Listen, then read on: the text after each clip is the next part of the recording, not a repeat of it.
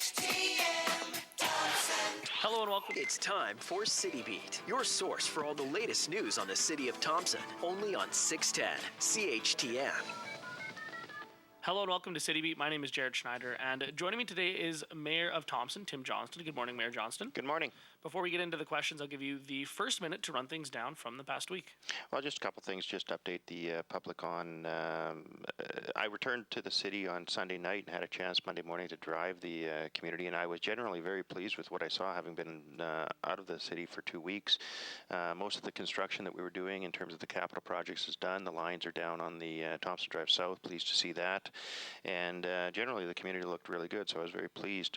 A few events over the last few days since I got back. One, yesterday I had the opportunity to attend at Burntwood School for the citizenship ceremony. I just want to thank the staff and students at Burntwood School for hosting that ceremony, along with the School District of Mystery Lake, and Judge McRae for traveling to Thompson and welcoming a number of new Canadian citizens. It's always a great event to go to. It's when you see the faces of people that are becoming Canadian citizens. I think all too often we as Canadians take for granted some of the things that they really are looking forward to as being Canadians. So I always like attending that event.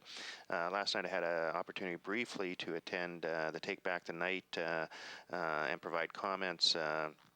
I was in another event along with other members of City Council, but I felt it was extremely important that Deputy Mayor Hogan and I stepped out of the event that Council was having and attend the Take Back the Night, because we have to do everything we can to support the community organizations and residents in terms of that fight to end domestic violence in our community. And it is only as a community with individuals getting involved that we will truly address the issues of domestic violence, gangs, drugs, and addictions in our community. So I was very pleased to see the number of walkers, especially the number of young people and men in that walk. So I want to thank the organizers of that. And really, as I said, it's been a short time back in the city, but generally pleased with what I've seen. 204-677-8181. We have Mayor Tim Johnston taking your calls today, 204-677-8181. Now, Monday night, Michelle Driley spoke at the City Council meeting, and Council passed 2 resolutions, one on the place branding strategy as well as one on the Tedwig project. Just give us a bit of an update on that and kind of how that went and some of the things we might see. Well, it was good to have Michelle back in the city and provide a bit of an update on the sort of the last activities of the Tedwig process. And so a strategy was presented to Council, and I was pleased that Council approved both the resolutions that were presented. So now administration will be asked to prepare a budget for consideration in terms of the implementation. But I think it's been a very important process for Thompsonites to be involved, and there was a lot of talk at the meeting about the public consultation that took place. This will not necessarily be a brand just for the City of Thompson Corporation, although it will be our image. But really, it's a brand that's been created by the community, and I think that's really important because as we move forward, and again, I've been out of the city. I had a chance to travel right across the country really in the last 2 weeks, and it's amazing, I think that all too often, unfortunately, Thompsonites really take for granted what we do have. We have a great city. And yes, we have our challenges, but I'll tell you, I was in Ottawa, Winnipeg, Vancouver, and some of our challenges pale in comparison to what those other communities are facing. So I like the brand. I look forward to being able to launch that, but the big part of the launch is making sure we have an overall strategy, and that's what our administration will be doing over the next few months. And now 204-677-8181. Now, I know, as you mentioned, the brand. I know there was some talk about the logo and slogan and some of the things like that over the course of the summer. Do you know when we can expect some of those things? Well, I think that, as I said, we'll have our administration put together a strategy and a budget for the implementation. Our budget process starts likely in November, although our administration is starting to look at fees and fine schedules, things like that, and prepare the capital projects for next year. We just finished these ones, and we're already looking at next year. So I think that really we'll be looking at a rollout in the new fiscal year, likely January. 204-677-8181. Now, also the plan for the Yale Newman area, the new area, was talked about at the City Council meeting. Can you highlight that area and what we can expect to see over there? Well, I think this is another really exciting project. One of the real challenges that as a municipality we faced is the lack of available land for expansion. And as a result of the Tedwig process and as a result of discussions with Valley, we now have a parcel, I think 88 acres that will be brought into the inventory, and likely available for construction as early as next spring. So it will provide a combination of residential and different types of residential as well as commercial. And I think that this is a real opportunity for Thompson. I think that we've been challenged in terms of available land for some commercial developments. We know that there's some entities very interested in developing, and I'll be honest, one of those is the MLCC that is looking at the potential to relocate. So now having some land available, we'll begin those discussions in earnest. We're going to look for a developer, and when I look at that plan for that area, it's pretty exciting to see, what Thompson could look like in 5 or 10 years with a new neighborhood. 204-677-8181. Now, I know you mentioned that we could see some construction as early as the spring. I know it's a bit of a ways off yet, but do you know a bit of a timeline for the new area? Well, it's going to all be driven in terms of the demand, especially from the residential. I was asked the question yesterday in a meeting, and I suggested that I think that what you'll see first is probably the development of the commercial area in that new neighborhood, because I think that that's one of the real demands that we haven't been able to meet just because of the availability of land. And, we've had lots of discussions, but we never really had anything in the downtown area, which is what people were looking for. So this will be able to satisfy that. We're going to have roughly 20 acres available for commercial development, and I think that that's where I see probably the greatest demand. I had mentioned that in terms of residential, we still have some of the areas that we've been developing with local developers that are available, and we'll want to see those ones filled in and before we likely move out into that new area. 204-677-8181, taking your calls to our mayor, 204-677-8181. Now, what is this area going to mean for the city and maybe for the overall future plan of the city? Well, I think, again, it provides the opportunity for growth. That's been one of the real challenges that we've had. We've had to be very creative over the last number of years in terms of creating land for development, but bringing this new neighborhood in really allows us. And so the target is roughly between 850 and 1,100 persons living in that area. But again, it'll have commercial, it'll have institutional. And what I really like about the plan, and we're going to get it developed so people can see it, is that we have listened to people very clearly, and we will be protecting a large amount of park space, and primarily we're protecting the space between the main road and the banks of the Burntwood River in terms of green space. And I think that we heard that very clearly over the last few years, that people want to see that, and I think that reflects sort of the new attitude in Thompson in terms of for so many years we really didn't consider the Burntwood River as part of the community in terms of green space, but we heard that clearly, and so we're doing that. So I really liked what the plan looked like. 204-677-8181. Now you're heading into your final year of term as mayor. What are some of your goals for the year ahead? Well, we're going to be going into our last organizational meeting. Likely, I think it's the first week in November, and we'll do our reassignments of committees. I think it's continuing in terms of management. This has been a challenging term, I'll be honest. We came into this term, and I thought it was going to be a real period of growth. We were challenged within weeks by the valet announcement, and that fundamentally changed the plan for the 4 years. But Council has done a good job of developing a strategic plan.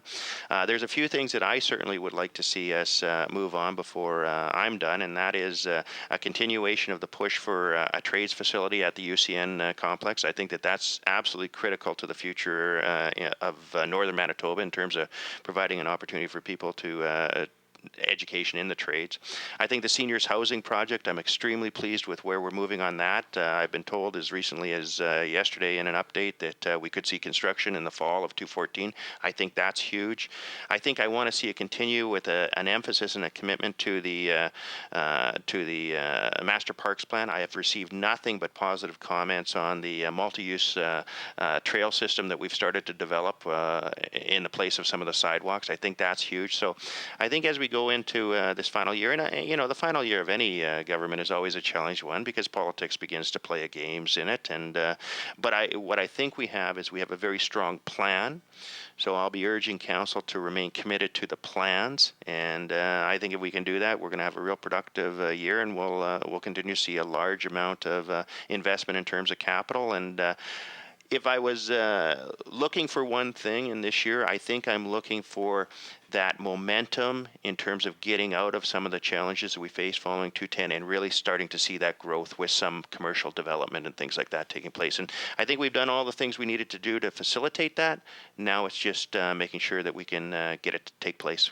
204-677-8181. I don't mean to put you a little bit on the spot here and make you think back, but over the last couple of years and since the beginning of the term, what are some of the things that you've seen and that you look back on and you like and you think, hey, we did a good job?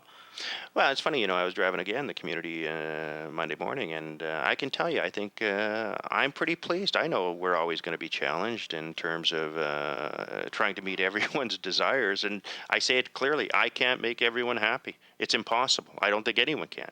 But I can say that I think that, and I say this, I believe we're a cleaner community than we were previously. I think that both this council and the previous council, the commitment to the garbage cans was huge.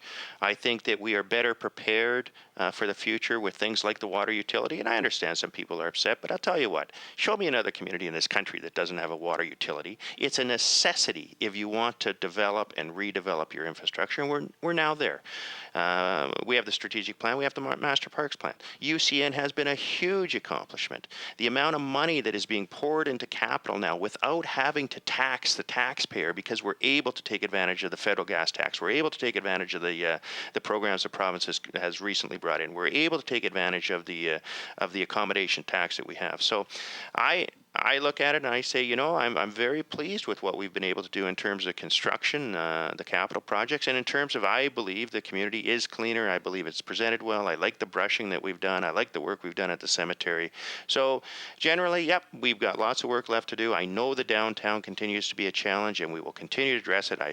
We had a very good discussion. I wasn't able to attend, but I was in the pre-meeting with the Premier. Again, he's made the commitment to the cadet program during his term of office, which gives us 2 more years. And I think that's a big one. But, we're seeing so many good things done by so many organizations to address the issue of addictions right now that I'm very keen. And the last one, I guess, is that the continued commitment to ensure that we are providing the housing stock that we need. I think we've made some real good improvement there.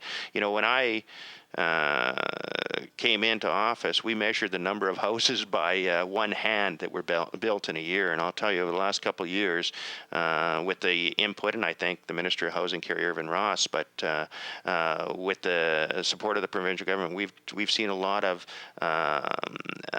affordable housing developed. But we've also seen a lot of market-driven housing with by creatively working with local developers. And so I think that change in terms of attitude, in terms of approach, has been huge. And I see the results. I know some people will say no, they don't see it, but I am extremely confident that we've seen some positive changes in this community over the last term. And I thank council. Believe me, I say it all the time. There's 9 people on council. We have a tremendous administration, and it's all the team. It's not one individual. Let me tell you that. 204-677-8181. Now, looking back at last night, you spoke at the Take Back the Night Walk. Maybe just highlight that event and what it means to hold it every year. Well, I think, again, I thank the organizers and the volunteers that come out. And I said it, that I am not proud to be the mayor of the community that is considered the most violent in Canada. And I readily acknowledge that that's what the CSI says.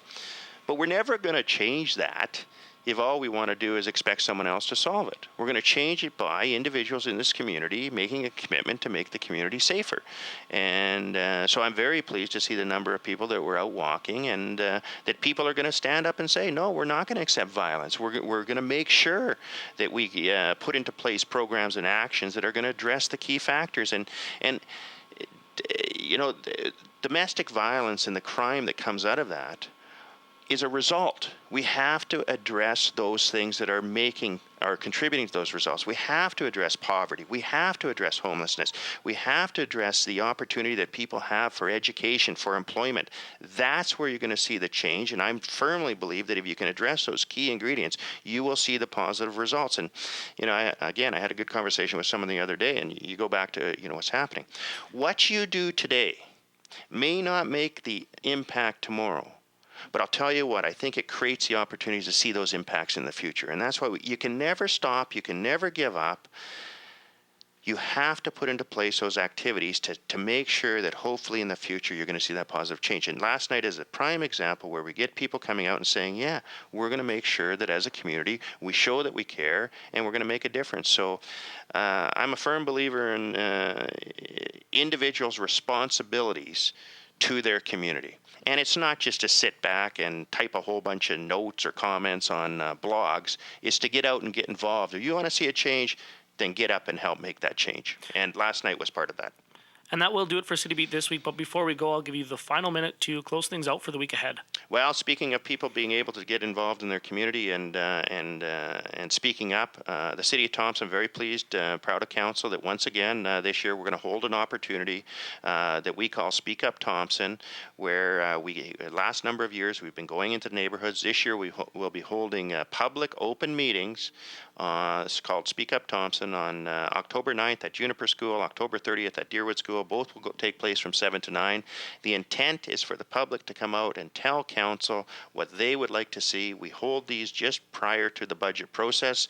Encourage people to come out, share their ideas. We're not there to defend. We're not there to debate. We are there to listen. So I encourage people to come out and offer their suggestions. And that's City Beat for this week. Make sure to tune in every Thursday at 11:30 for another edition. And a chance to ask more questions. I would just like to thank Mayor Tim Johnston for joining me today. And to everyone else, I hope you enjoy your Thursday. City Beat will be back next Thursday morning at 11.